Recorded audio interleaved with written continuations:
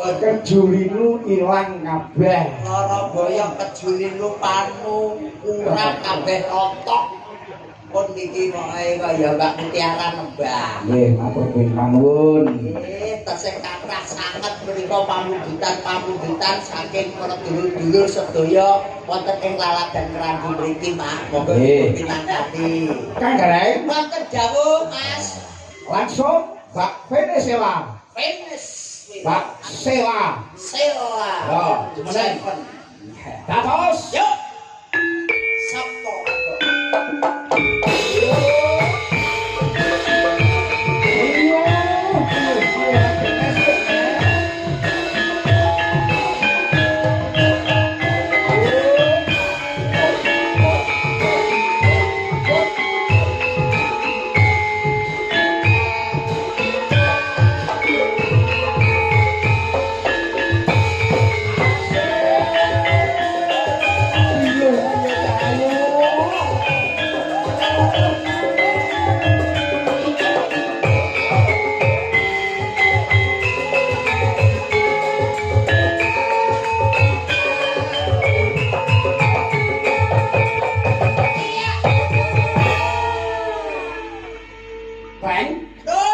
Bocah iki mesem patut, guyu ya patut, merengut ya patut. Bar turu mawon abune.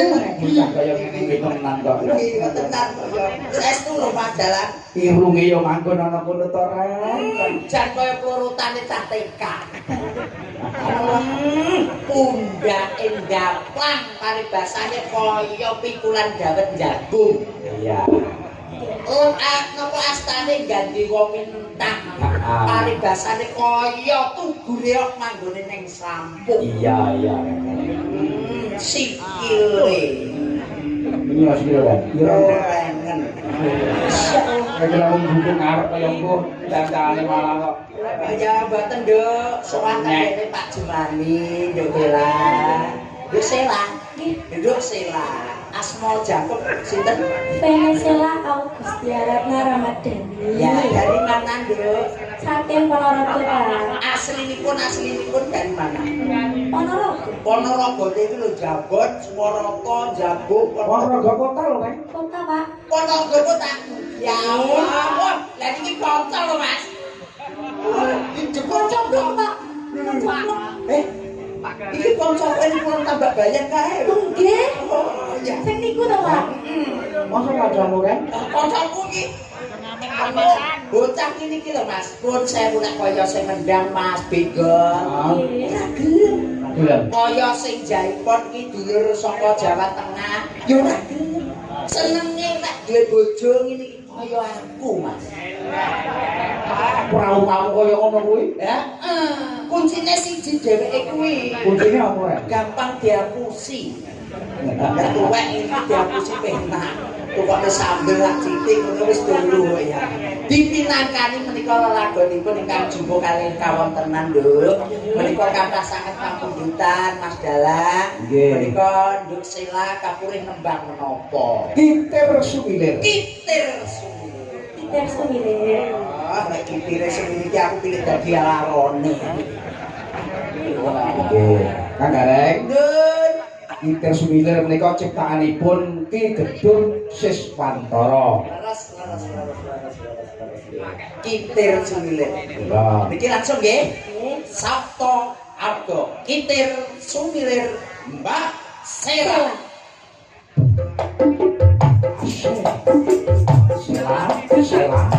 Sela.